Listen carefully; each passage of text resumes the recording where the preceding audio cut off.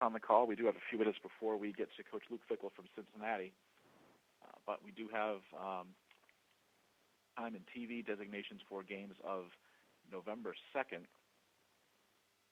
If we run through those, you're getting them right here at the same time that I am. The SMU at Memphis game that day, it's going to be a 6-day selection on the network and the start time. The options there are 3:30 Eastern on ABC or ESPN, or at 7:30 p.m. Eastern on ABC. So the game will either be on ABC or ESPN, and will go at either 3:30 or 7:30 Eastern time. That's for SMU Memphis.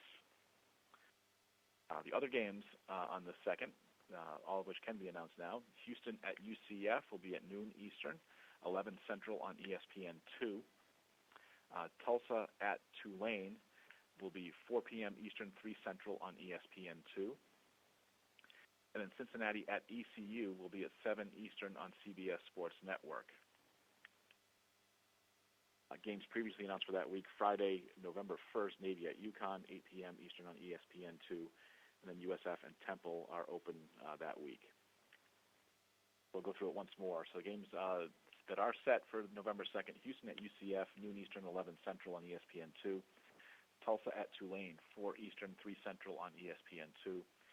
Cincinnati at ECU, 7 Eastern on CBS Sports Network. And then SMU at Memphis, either 3:30 or 7:30 Eastern, and on ABC or ESPN.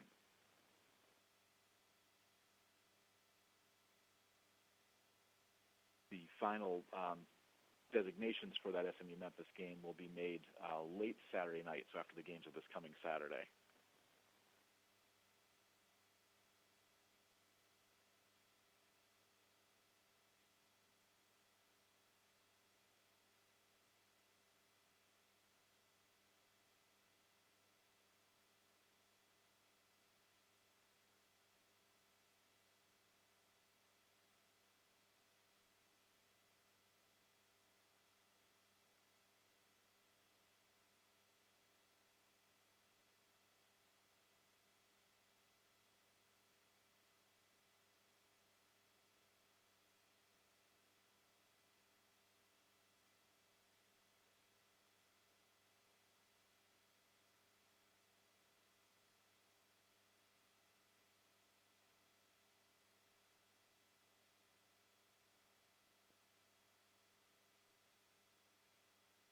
And we're standing by for Coach Luke Fickell from Cincinnati. Recording another segment as we speak, but should be on right at the top of the hour.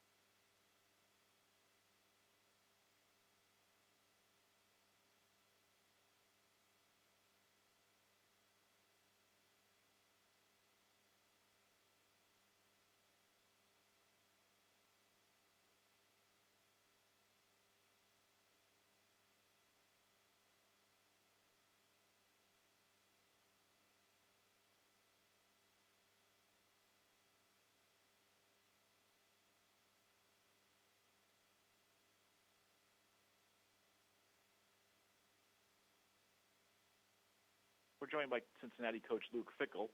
The Bearcats are 6-1 overall, 3-0 in the American Athletic Conference. Cincinnati is idle this week. They'll be back in action on November 2nd against ECU. Coach, thanks so much for joining us on the call. Just get your thoughts on your win against Tulsa this past weekend, and what you expect, what your plans for your open week as you get ready to face the Pirates on the 2nd, please. Well, obviously last week, another thrilling, really tight victory. Score doesn't probably indicate how the game really was. That is a really good Tulsa football team, and I know that their maybe record doesn't indicate, and some people will be misled by that, but that's a good football team, both offensively and defensively. And for us, we didn't probably play our cleanest, but we found a way to win. When we had to have it done, we got it done. Defensively, we played pretty well, a lot of snaps on defense, but we ended up getting 5 turnovers, which is probably the biggest difference in the football game. This is a bye week for us, so we got a bunch of guys who will be out on the road recruiting here from Sunday to Monday here, and then we'll go practice it on Tuesday, Wednesday, and Thursday.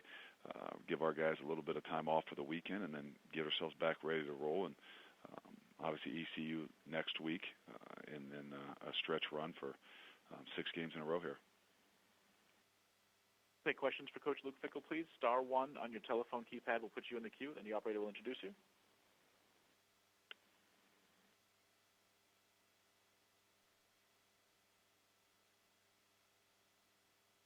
And we'll go to Jason Stamm with Rivals.com.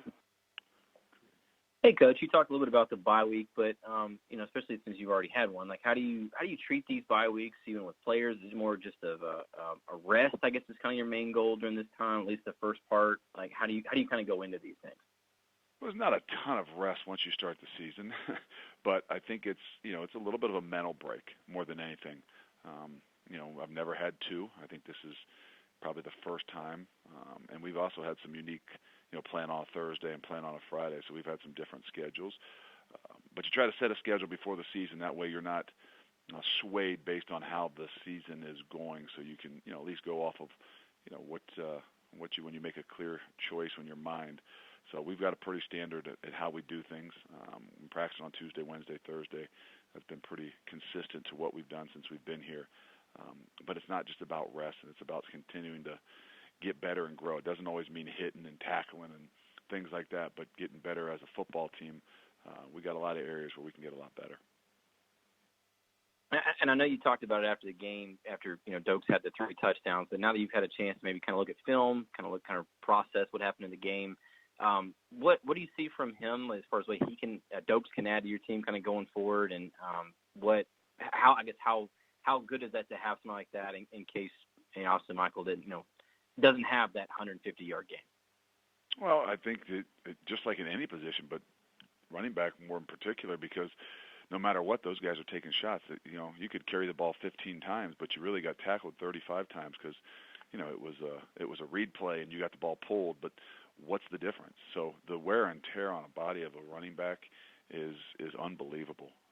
And if you think you can do it with just 1 or even 2 throughout an entire season, it's going to be really difficult. But when you've got guys that you trust, not just to take plays off of maybe Mike or off of Jarrett, I think when you've got guys that you truly are talented and can, get you what you need, take it the distance, whatever. You don't have to change up what you're doing. It's very unique. And we haven't had it. We haven't had it because Jared's been dinged up a bit, and obviously we've had some other guys that filled in to help Mike out, but I don't know that we've had the consistency and the confidence that when both those guys are healthy. And the last question I had, Coach, is just kind of overall, I mean, you're riding a pretty good winning streak right now. How would you really gauge the confidence level of your team right now? It's growing. I think that's what I said after the game. I wasn't sure, of the energy and the demeanors in the locker room at halftime, but I think I maybe took that the wrong way from, I don't know if they've got the energy or that, hey, they've just got a lot of confidence in what they're doing. There's no panic. They're not worried. And they went out the second half and did. They didn't show any panic.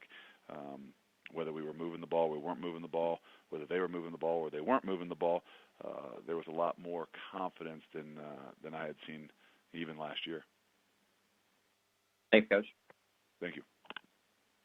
Next, we'll go to Joey. Onus on them, for lack of a better term.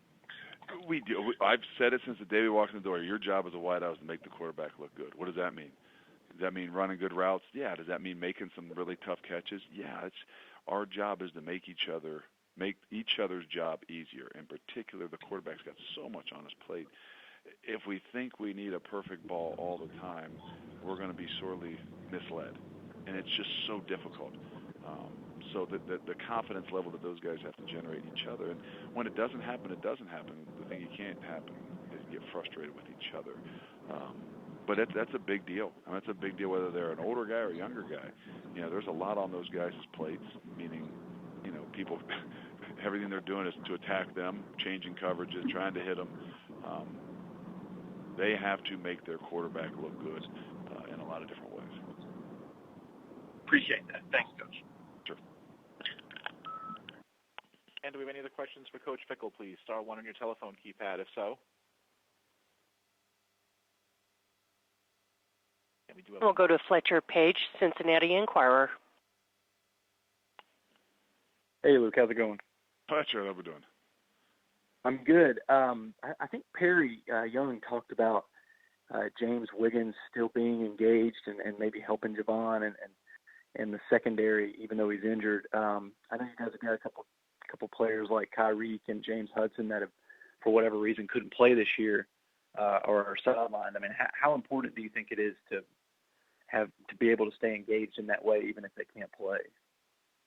It's huge for your team because, you know, so much more of this game is played between the ears and in that locker room. And if you notice, you know, James has been at every game, whether we're home or away. We travel him, and that doesn't always happen with injured guys. You know, James Hudson has been with us no matter whether we travel away or at home because of the influence that they have and the energy that they have and, you know, the engagement they have in not just in the game but in that locker room.